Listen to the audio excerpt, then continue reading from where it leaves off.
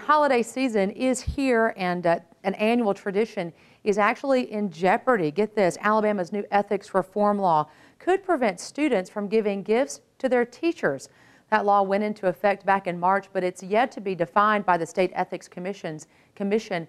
That law in part reads, quote, "No lobbyist or principal, meaning primary person, shall offer or provide anything of value to a public employee." It goes on to say a lobbyist or a principal may offer or provide, and a public employee may solicit or receive items of de minimis value. That means an item of little to no value. State Representative John Merrill told us today the law is really meant to stop lawmakers from accepting bribes. It's designed to influence those individuals who are interacting with all public officials and public employees. And that's the reason that it ultimately affects these legislators and these educators. The commission meets tomorrow morning to determine how strict the law should be and also what limit should be set on gift values. Problems with the U.S. Postal Service now headed to West Alabama. The Postal Service considering moving mail processing operations from the current Skyland Boulevard location in Tuscaloosa to Birmingham. According to the Postal Service, first-class mail would take 2 to 3 days to deliver after the merger. Deborah Federley with the U.S. Postal Service says for now, post offices are not affected.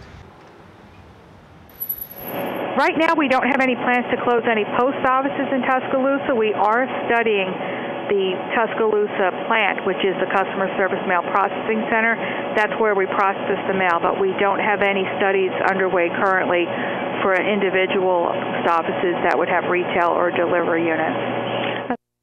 Federley also says there will be some post office closings in the near future, but did not say where. Federley did say for right now, no jobs will be cut. Workers will just be moved around to other jobs within the company. Tuscaloosa Emergency Services sent out a call for help, and you answered, but there's still a need out there.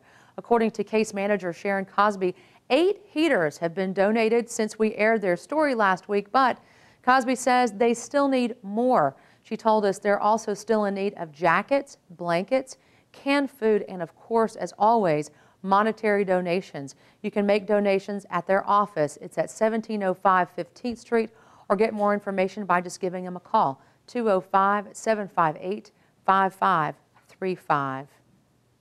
New at 5, Alabama's Attorney General is calling for a repeal for some of the state's new immigration law. Luther Strange says he wants lawmakers to repeal the section making it a crime for an illegal immigrant to fail to carry registration documents. The part requiring public schools to collect information on immigration status of students is also something he wants to repeal. Both parts have been put on hold by federal courts. The Attorney General also recommending repealing sections allowing lawsuits to compel public officials to enforce the law. Strange says the changes could help law enforcement and remove burdens on law-abiding citizens. Gridlock in Congress, certainly nothing new, but the latest stalemate over a payroll tax cut could impact your paycheck in just a matter of weeks. Emily Schmidt has the latest now on that debate from Washington. The divide is so deep in Washington right now that even when the parties agree on something, like extending the payroll tax cut that's set to expire at the end of the year, time is running out. We've got to do this now. They disagree on the details needed to make it happen. The debate about the payroll tax centers on how to pay for it. Democrats want to extend the tax cut, even increase the amount most people take home from their paychecks by calling for a surtax on people who make more than $1 million. If we don't do that, the 160 million Americans, including most of the people here, will see their taxes go up by an average of $1,000 starting in January, and it would badly weaken our recovery. Republicans argue the Democrats' plan would hurt job creators and won't pass. Democrats can have another week of fun and games on the Senate floor while tens of millions of working Americans go another week wondering whether they're going to see a smaller paycheck at the end of the year. No party wants to tell Americans their taxes would go up, especially not during a holiday shopping season in a weak economy.